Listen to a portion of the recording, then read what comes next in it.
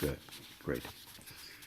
Hi, everybody. We had a couple of questions today, not too many, but I'll do one first from Deborah Olshansky. And she's curious about the new organ that they found. Actually, I think it's in New York. They found it at one of the universities. I could be wrong. The organs But, in New York? yeah. No, the organs are all through human beings. That's Marlene. Sorry. She wants to Had a say long hello. day. She wants to say hello. So, the name of this new organ is called interstitium. Stitium. Station. Interstitium. What I would suggest is you look it up. It's interesting. There's a lot of a lot of surface material with it, and it really relates to spaces in between the cells, and this form relates to being a part of the structure, the fluid structure of the spaces between the cells. It's really interesting. Take a look at it. That's all I'm going to say, Deborah, on this, because you might as well just take a look at look it up online and see if it fits. It doesn't always, it's not necessarily the answer to some of the things that happen in your physical body, but it may be part of an answer. Take a look at that, and maybe at some other time we can talk about it from a different perspective. Okay.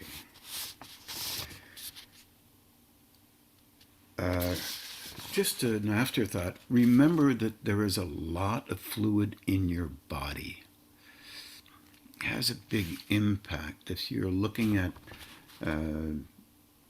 kind of talking in a healing or at least an attempt to heal your own inner body. You're dealing with a lot of fluid, whether it be lymph or blood, or whether it be a fluid of a kind. Anyway, just saying, just try to keep that in the back of your mind and try to put some thought on it yourself. Okay, I hope that didn't answer your question very well. But no sense trying to answer the question unless you start reading about it and trying to figure out whether any idea that you come up with makes some sense. A lot of ideas out there about almost everything. Some of them actually make some kind of emotional sense because you believe them, but they may not make any honest, logical sense. And the scientists that are working on this really don't have very much of an idea yet about what they consider possible for them.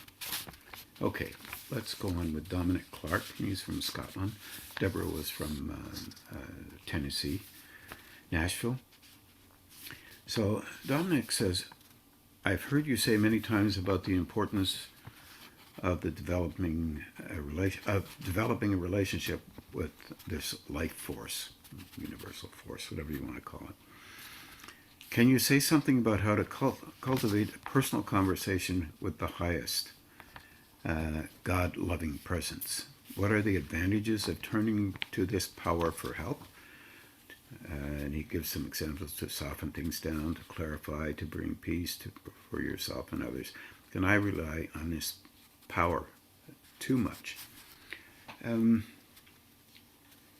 There's a lot of supposition involved with this. I've written some notes, and I'll try and just talk about the supposition of things.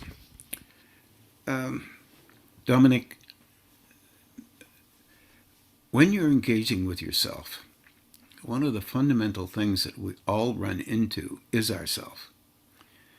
And we have a dilemma with this because we are absolutely young in our willingness to be open enough to engage with ideas that are not within our willingness to believe We don't believe stuff easily. And then we believe stuff that we believe all too easily. And it's a really big dilemma here, because a lot of people have had trouble with voices in their head, and they believe that these voices are always related to a higher state. It's not, or God, or whatever you want to call it. It's a dilemma. And that dilemma really is based on you really not being able to access an understanding of you and be okay with things not being the way you want to believe them to be. This strikes everybody. There's nobody that's exempt from this. You start thinking that you're exempt from this, and you're in a lot of trouble. There's another really important thing that is on the edge of our willingness to express ourselves as right and wrong. And this is the vehicle that we have currently. Wow. Within our views, we have personalized beliefs that begin to be there, and they get stronger and stronger as we go along. And one of the dilemmas we have is thinking that everything goes through our mind is valid, and everything that doesn't go through our mind isn't valid. And it's not that simple. An engagement with these other states is extremely subtle. So one of the prerequisites for engaging with the other states is to try and be as honest with yourself as possible. Now that's a problem. Our belief becomes the honesty that we have within ourselves. And we believe that that has to be true because it's our level of honesty. We really don't, or let's say, perhaps are unwilling quite a bit to notice that we have vulnerabilities. And if you're sitting on another side of the fence, looking at somebody else, you can see their vulnerabilities from your perspective, always as wrong or not right or whatever. The important thing to know is that you emotionally will always assess another person. Know it. Well, then you hit belief between the eyes and it said, well, I would normally, but in this case, I'm right. You ever had that? I know you have, because we've talked about this stuff before. Everybody has the same thing going on. It's when you get to believe that you don't have it going on in any place, anywhere, that is harder. Now, nobody knows what goes on in the inside of you. So the cultivation of a kind of little window through which you can see or attempt to see yourself in all categories the best you can. You'll miss it, but it doesn't matter.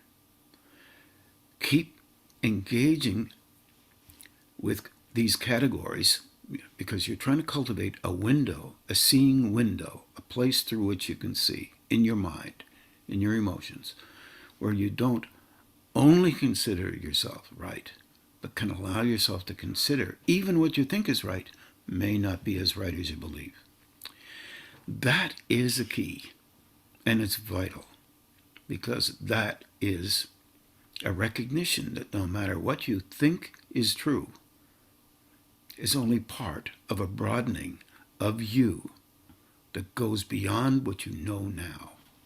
And that means everything can be added to and understood slightly differently, and likely will be as you continue on in the process of an interaction, or with at least the hope of engaging with another state. And the states are many. They can broaden out in the personality, very physical state. You can perceive things in yourself that others would believe you never see, but they see them from their perspective. And it's not exactly that way. You can see that emotionally as well. You can take a good look at your emotional life, but you have to add one ingredient: no judgment allowed. Otherwise, you will only assess based on what you currently believe. You can't move out of that loop unless you can begin to allow yourself not necessarily to agree with you.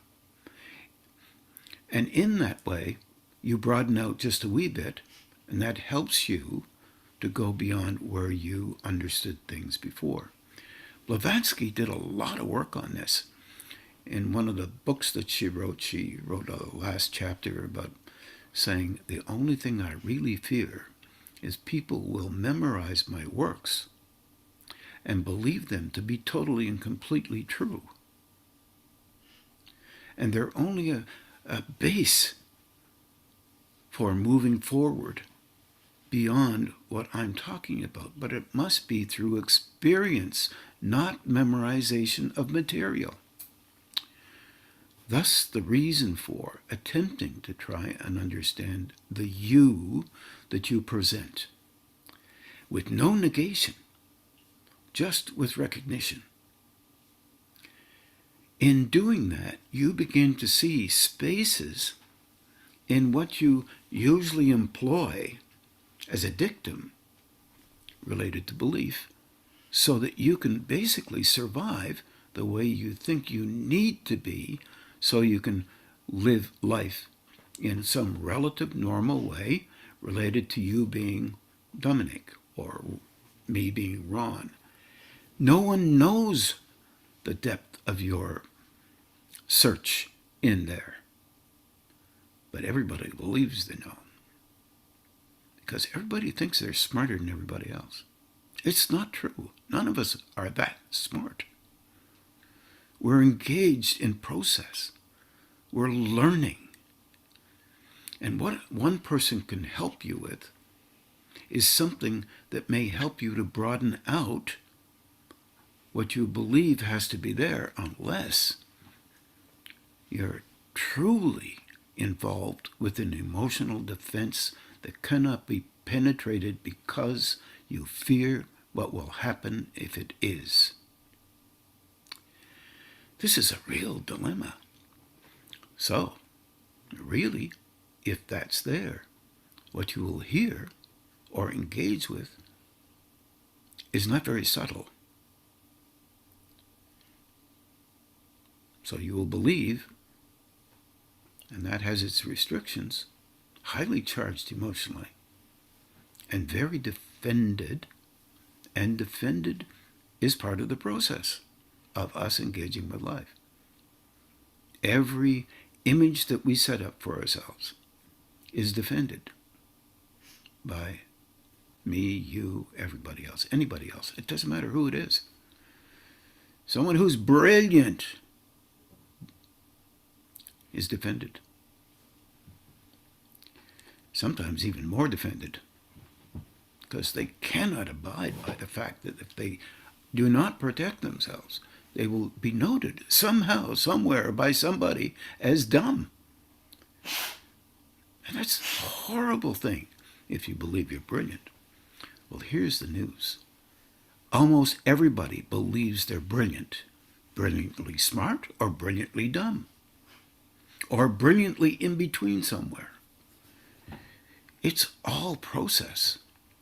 And the features of this process is that you must protect yourself from being considered unworthy in the eyes of others related to being spiritual.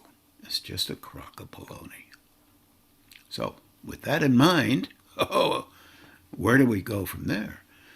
Well, wherever you are, if you can perceive you there without beating you up, without judging you, then you are engaging with you and understanding a piece of you, as opposed to thinking you're at some end point which is beyond all constructions of belief. We lean on belief and memory work and materials that we learn and understand so that we can be comfortable inside our personality, at least to some degree, and sometimes that's all you have. Here's the next step.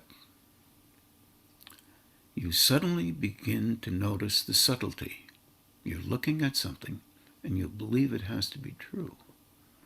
And there is a subtle implication that it may not be as true as you believe. It's as if it's an echo in the deep background. And suddenly, if you're able to watch and perceive that, because you're okay with what you're seeing, good, bad, indifferent, doesn't matter, and you're not reacting like a reflexive emotional robot, which, by the way, most of us are. And we do that, and we call it intelligence, and we call it logic, and we call it all kinds of things. But we don't call it short on information. We don't call it, I better not think that this is all true perfect. Just let me take a look at this and try to understand how broad this is, and can it go broader? Can it be part of something else? Yeah. It's one of those things that are very difficult for us as human beings. And it's not that subtle. We know for sure. Well, we know for sure what? Not very much. We're leaning on our belief, and we're leaning on our short-term experience, and that is the only thing that we can do. I hope that is okay, because that's what we do to expand our relationship with growing. Now, here's a dilemma with growth. You're in a fundamentally small vehicle that can be extended to a great degree, and we fall in love with small movements that we allow ourselves to be valued for. This is normal. If you can be okay with that, then you can allow yourself to look for something inside that doesn't necessarily agree with us. That could be called research. It's possible. But it could be called cultivating a vehicle broader than what we have, so that we can enter into other states of perception. And I often have called that a perception zone, where you can perceive things that you don't necessarily agree with. But also, you can have insights that are not necessarily in agreement with you. And that is a conversation with subtlety and other states. Then you bring on this other idea. This idea of a universal presence filled with love that is engaged with us all the time, that makes you fundamentally the most important person in the universe. No others are able to help you in positions of solid, good, strong belief. This is scary. That means we're not allowing ourselves to perceive something within us that might be helpful to us to go beyond where we have decided we stick tight and defend. And we have a right to do that, by the way. That's part of our development as a being of consciousness. It's within the whole species. Happens all the time. Just tremendous amounts of things of this nature that have happened, not only in science, but happened everywhere. Any kind of thinking, philosophy, psychology, you name it, it's there. Just a basic personality engaging with life, trying to make sense of it. If we can understand that that's okay with us, then maybe we can get to the point where we can broaden out what we spend our life having to believe must be true. But there's that love thing again. Whatever you decide, you're given the intensity, one could say, or you have the intensity to do exactly what you believe must be true. And that's an act of love, from my perspective, that relates to another state, being in you, doing you, so you can begin to see that even you don't necessarily agree with you all the time. For me, there's a huge gap in there. There's a gap of silence that lasts about a second. If you're not promoting what you engage with only, you'll see that gap of silence. If you're not emotionally vulnerable, you'll see that gap of silence. If you're not rigidly attached to something that has to be true and not just thinking of it as information that maybe you can put together in a larger format so that it helps you to understand what you might call spirituality or philosophy or psychology or science, or just the plain interaction with these planes, then all of a sudden you notice that gap. And within that gap, one could say there's an intuition, or one could say it's almost as if there's something there that gave you an option that's different than the one that you are preserving. And you need to do that to preserve your personality the way you believe it needs to be. By the way, that is consistent all through the world and through everybody. Belief is not required in this. Most people have noted that every now and then they don't agree with themselves. Hard to have the courage to be okay with that. But a little practice, and you might get 1 out of 10, 2 out of 10, and be okay with it. The more you do it, the better. It's not something about perfection. It's something about a dynamic interaction with shift or change that broadens out a horizon, a zone of perception. And in that zone, you run up against a whole lot of other things. You run up against having people inside of you. Now that's weird. But you run up against that person being right in you and making their points. And they have every right to be there, and they don't know they're there. Because that gap is elongated. It can be 10 seconds, it can be 15, it can be 25, it can be 2 minutes. It can be longer.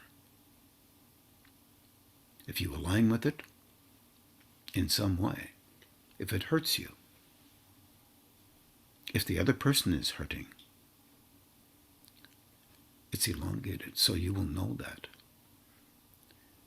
But you can't know it just by reacting to it. You might notice it and be reacting. Now this is on an emotional basis, remember? And that's our formulation for how to construct a logical form, part of our mental makeup. You want to listen to that one and say, look it, have you ever come up with an idea from your perspective, believing it's your idea, and then defended it? So it has to be right and everybody has to be wrong. Ever done that? Have you ever shown it outside? Maybe not. But if you show it inside to you and you see it, then you know you just did that. If you don't protect yourself and the way you just reacted, then you know, whoa, just a minute now. This is a belief. I'm defending it. What you're really defending is the presence of you. You are defending the images of you. Be okay with that, but that's what you're doing. At least be honest about it. It's really hard to be honest about it. Everyone will always think that you're not honest about it, and they'll think they're honest about it. It's the way it works. In fact, they're missing the whole pipe, and you might also be doing the same thing. But that's okay. The trick in this is expanding the perception zone. Being okay with you seeing that doesn't put you down. It doesn't put you up, but it puts you in a position to be an honest seer, because you're not trying to protect yourself. But it's very hard to understand this principle. It's very difficult. I don't know what I've put here. Now, how are we doing? Yeah, we have lots of time left. So what I said was, part of what I said was, this interaction with another state isn't necessarily as clear as you talking to you or someone talking to you externally. It's very subtle. And I propose that you don't necessarily agree with it, this subtle intuition. You consider it. In the early stages, please don't agree with it. Well, many people will. Sometimes it's not that subtle. But there's a subtlety about it. Try to understand your relationship with you. Would you say something like this? The answer often is absolutely yes, because you're still defending your relationship with what you think. I know it's annoying to think that way. I realize that. But you're cultivating a willingness to agree and not agree. And you're doing that because you know you are a person who engages with life. And you engage with life through the personality, in your case, Dominic Clark.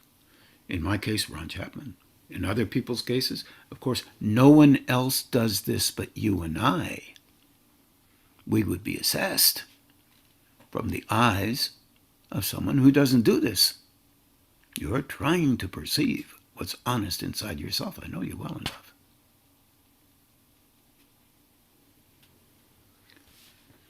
It's hard to do that. When someone says spiritual growth is easy, are they completely out of their mind? No. They just don't want any part of hard. Hard to what? Hard to be okay with you the way you are. A higher state is okay with you the way you are. Case in point, this zone, this expression of energy called love, that will do exactly everything you want it to do so you can see you, that's the purpose, will also, if your intent is truly strong to grow, options will occur. Reflexively almost. Physically, emotionally, sometimes, even mentally. I'm just saying, take a look at them. If they're validating you, it's you who's talking. If they're stretching you, trying to help you to understand something beyond what you notice, it may not be stretching you. Certainly you will stretch you, trying not to react to stuff like that. But from my perspective, it is never negative. I remember a metaphysical group at one time who often thought that being aggressive and angry and bullying implied the power of God. of a higher state. It was basically the biggest piece of nonsense I've ever heard in my life. But it was a belief. Not a single person in that group was negative for believing that. But they didn't understand that. Because the personality itself is quite adamant about validating itself. Because it's all it's got. It loves itself. And the way it is at any given moment. If you interfere with the love or the defensive aspects of you engaging with you, you are counter to you being great. If that's the way you are presenting. Now listen, we all present on the outside, but we also present on the inside. Either one, presenting on the inside or the outside. If you present on the inside all the time, as you grow, you will begin to present the inside outside. It will come out so you can see it when you're engaging with others. And it will not be pretty because the judgment that you have on the inside about you or about others will move towards others. And you will miss it because you will be right. A higher state doesn't look at right versus wrong, good versus bad. We do that. So that we can run into the virtues of higher state and recognize ultimately when we're full of ourselves for being really able that we're just full of ourselves. It's not higher state stuff when we're judging others to be lesser than us. There's no lesser than in this. It's very hard to understand because we're brought up exactly opposite to that. We're brought up, we're bad, or we should do this instead of that. We should, and this is a traditional way of bringing up all of us. Many of us have been taught this way. We do this with other people.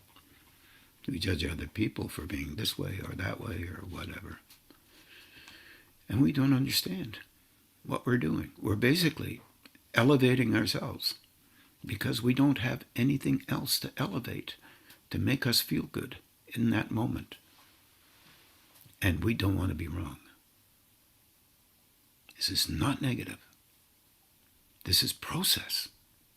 It's a movement. It's a dynamic setting. You shift the set of you as a being of consciousness, creating the best you can, a broadening in the vehicle that you are inhabiting for the purpose of relating to the process of growth that you're involved with, whether you know it or not. This is really, sounds very complicated. It's really basic, kind of simple. But where it becomes difficult is our living it. Living it's different than talking about it. Now, you can automatically judge that. But if you do, it's because you can't handle you not being valid in the way that you believe you are. And my goodness, you're judging. And there's no judgment with that love presence in you. We just missed everything, Marlene. Marlene? Look what I got. Yep. I don't know if you're still hearing me, so we're just going to wait because we just have a shift in our YouTube, and I can't see you guys. And hey, am I okay there? So I'm now talking to an image in front of me that has nothing to do with me. It's so difficult. You've just elevated. I've just de-zoned me. Or disowned me, I could have said. Just hang on. Can you? There we go.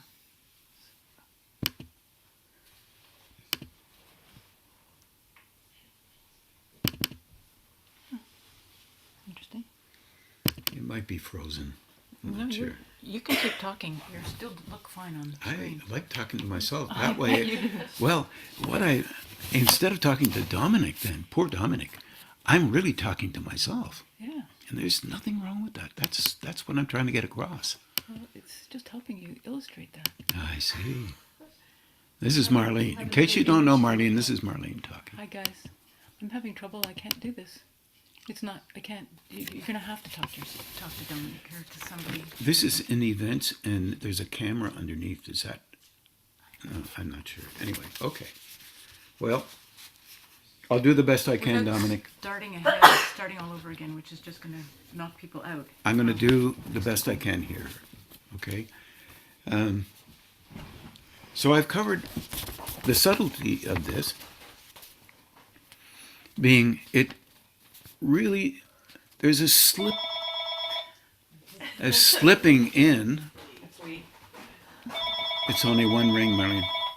There's a slipping in of how the intuitive aspect works. It slips in an idea that is counter to or different than. Different than is probably better than counter to.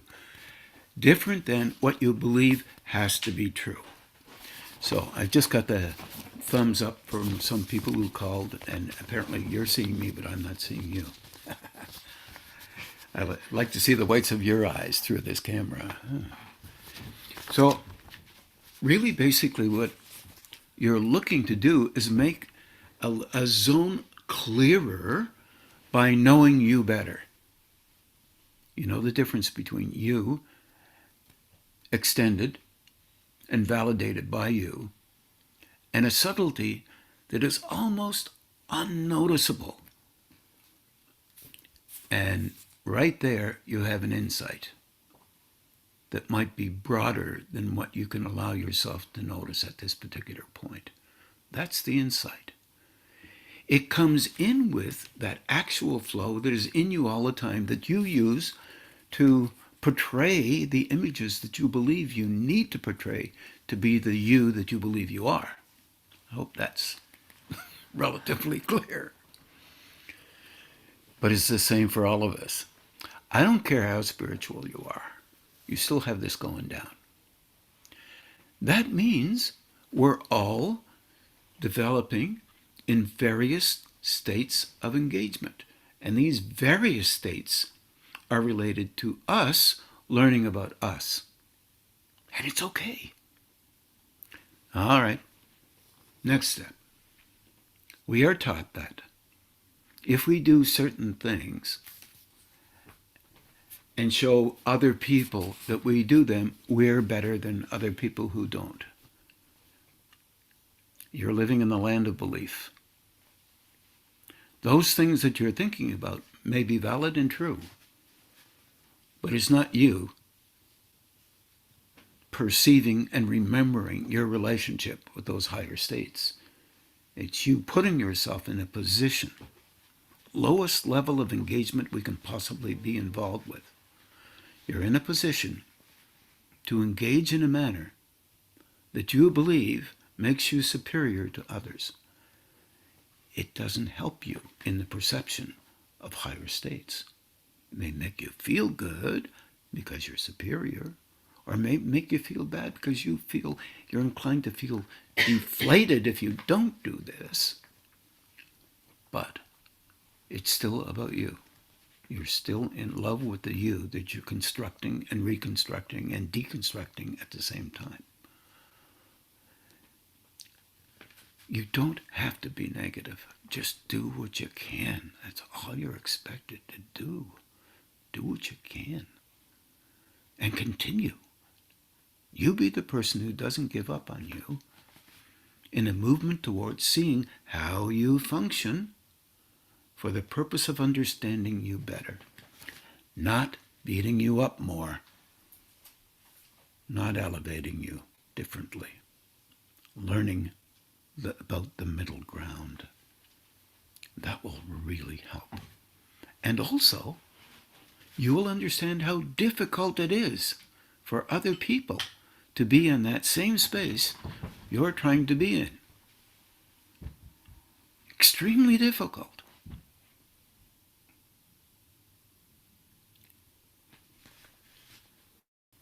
Perhaps maybe you might even become more patient because you understand for the first time a little bit more about compassion than you actually knew.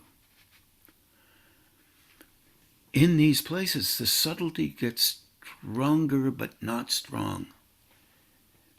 You'll say your piece and you'll do this and you'll do that, and there will be a little increment of offness.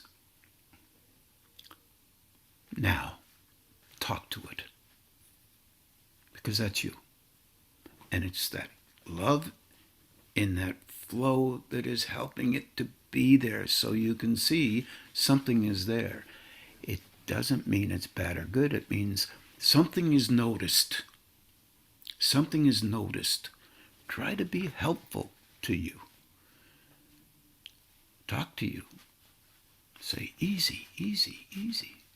It's okay. I don't totally understand it, but it's okay. And ask for help for it. Use energy if you can. Turn those hands on. It's a key. That's all it is.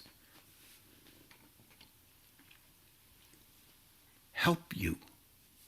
You're the one that has to live with you all the time. Don't depend on others to tell you you're great or important or valued. And don't depend on others to tell you how not able you are, because it's not helpful.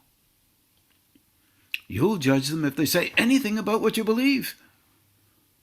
Oh, by the way, that would be normal. Not negative, normal.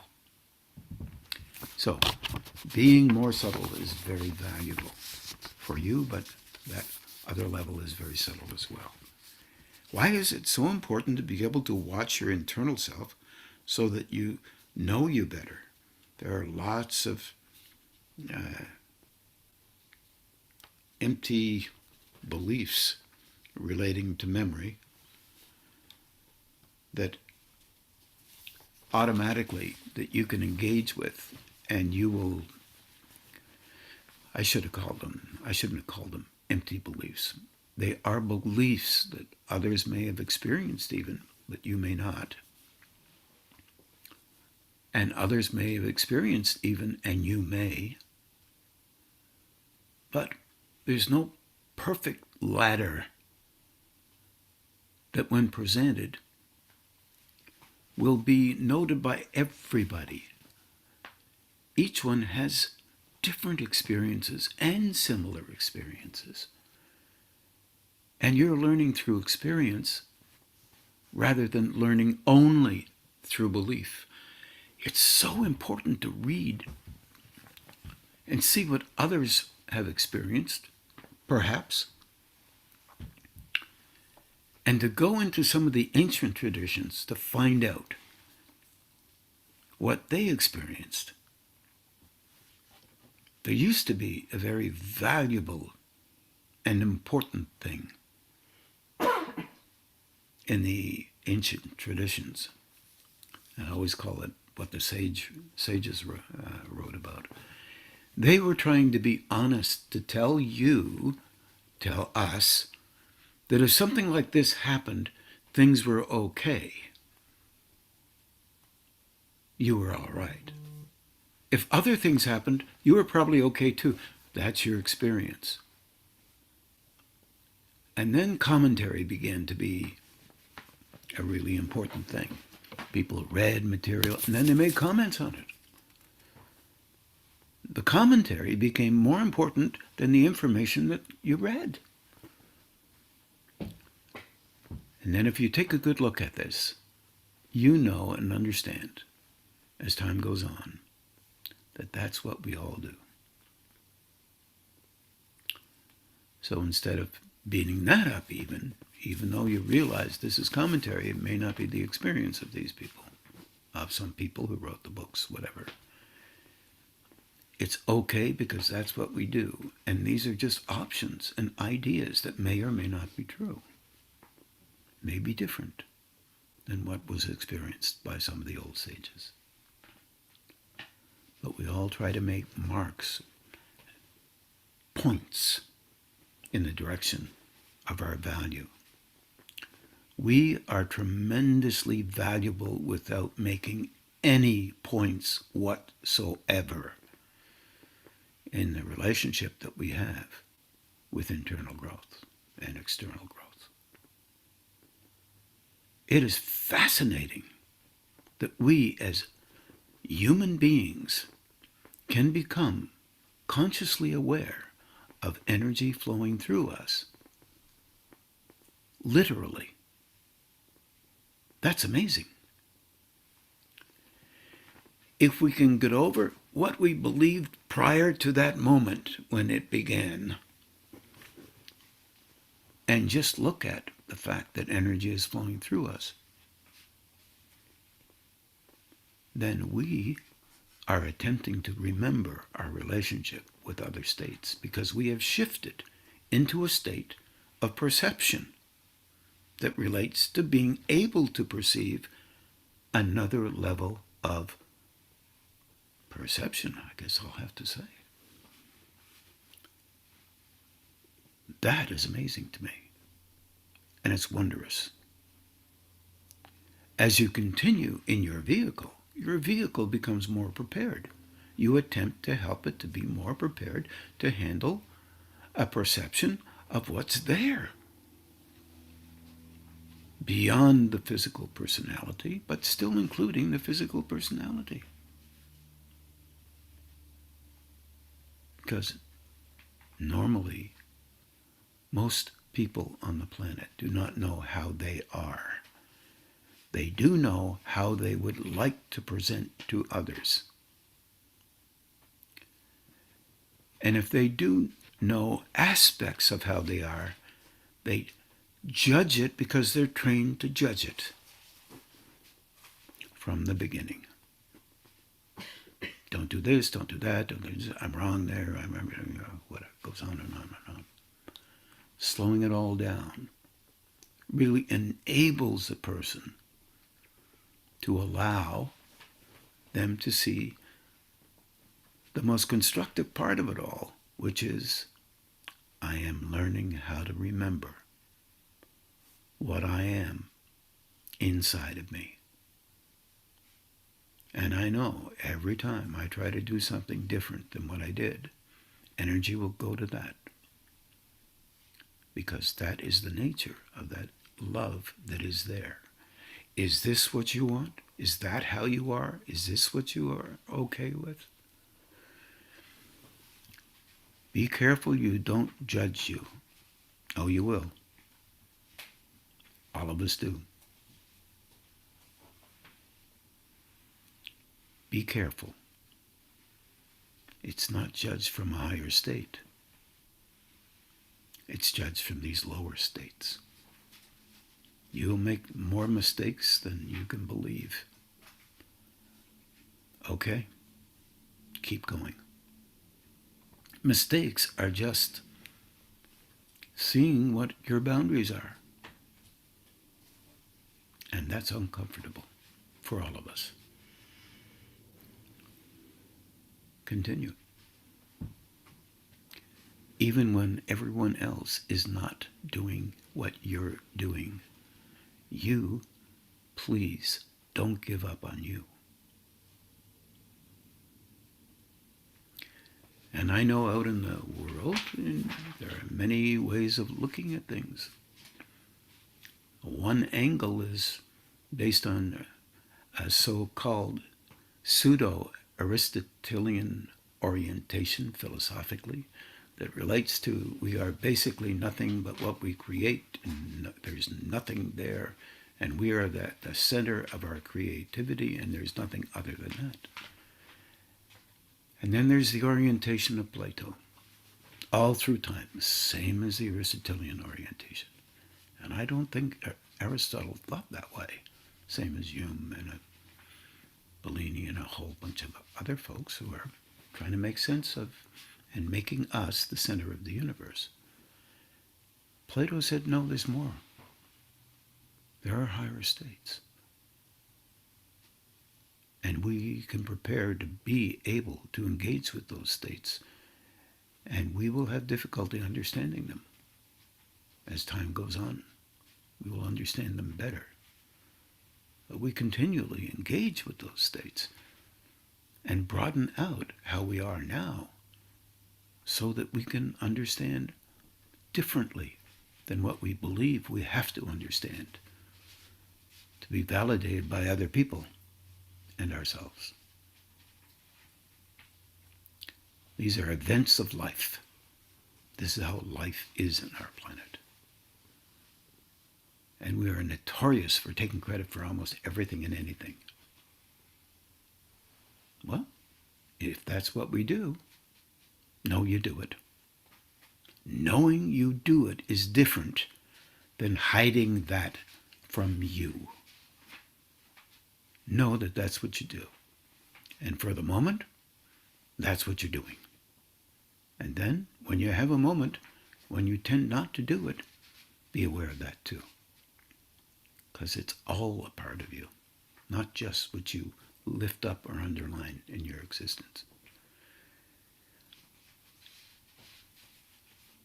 Whatever you do, that flow will increase the habit of doing this or that so that you can see it better. And as you begin to learn how to see as ably as a higher state can perceive, not based on belief, but based on what's there, you have a whole emotional structure that is then learning how to soften down your natural, normal, learned reflexes, not what you choose only, but what is reflexively flowing there based on your past experience. Some people are even saying, oh, your past experience doesn't mean anything. It's only from today that it means everything. They will find out that this is not true. And hopefully you find out that it's not true already. That will really be helpful to you. But it's not everything in your past you can construct in new as well. I don't know why they say it's this or that. It doesn't make any sense. It's both. So, we are building a vehicle, a zone of perception, so that you can see what's already there. Not only in the events of your life, but what's in between the events of your life. Those seconds, well, where there's a different kind of perception, one that doesn't happen to agree or disagree with you, just is. And you see it in a flash of a second. Used to be called insight. Now intuition is some idea that comes to you that is superior to other ideas. That's not intuition. That's the emotional brain at work, unconsciously. It's meant to do that. It is not negative. It is just following a line which is normally yours to follow. And that can get really strong as well. Especially if it enhances what you believe has to be true. Everyone suffers in this one. We suffer. In other words, we are engaged with it. That's the word of suffering I'm talking about. Not hurting. We are engaged with it. We're involved with it. That's an aspect of growth. and it's an aspect of non-growth.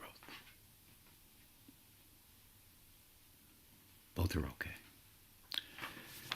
I'm just going to see, Dominic, if I jotted down something that I didn't say. I did say that this growth and development is process. And that the concept of process is a key. It's not based on only what you learn and what you can speak only. It's based on what you can allow yourself to perceive and learn how to be okay. That you are that which you see, but you're more than what you see. You're a great, huge 360-degree being, and we spend most of our time in the 10 to 15% of what we can enhance and make bigger for the benefit of what others might perhaps see in us, or what you see in you. If you've not had very much exposure to others saying you were really able, maybe you spend time enhancing what you need to feel more comfortable inside yourself, in other words, in the sight of others. I think that goes with our territory too. I believe that that's what we ache for, to be noticed by others. The biggest ache that I believe might be helpful, remember I said I believe might be helpful, is the recognition and understanding that we are involved with that higher state, but are blinded to it because we're focused on these states and our relationship with the images that we believe we need to have so that we can make our way in the world.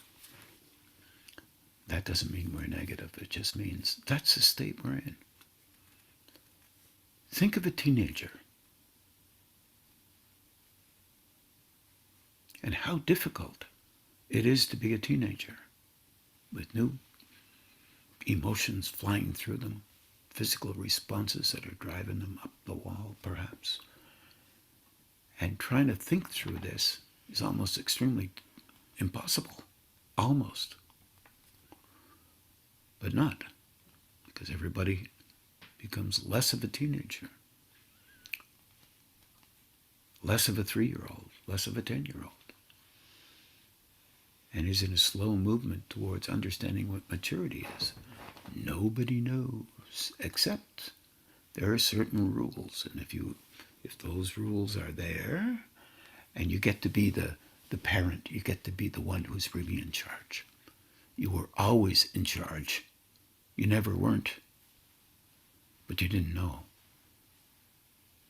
In the meantime, you blame everybody else for you not being in charge. That's normal. If you're okay with normal, continue to grow. Do your best. Some days are better than others, and some days are fantastic. And there are the other ones that aren't. If you know that there are some days where you can broaden things out a bit and feel a little bit better, just remember one thing. You're as much afraid of love and things going well as you are of things not going well. Maybe you can understand that with a little thought. Just think, if someone really loves you, what do you do with it? What are the rules? How could that be? How can you trust such a thing? Well, that internal flow is in love with you to such a degree. It wants you to be like it. It doesn't judge. It just helps. Become a helper. Best you can. Be okay with you. Help you. Don't give up on you. Thank you very much. I hope that helped a tiny little bit, Dominic.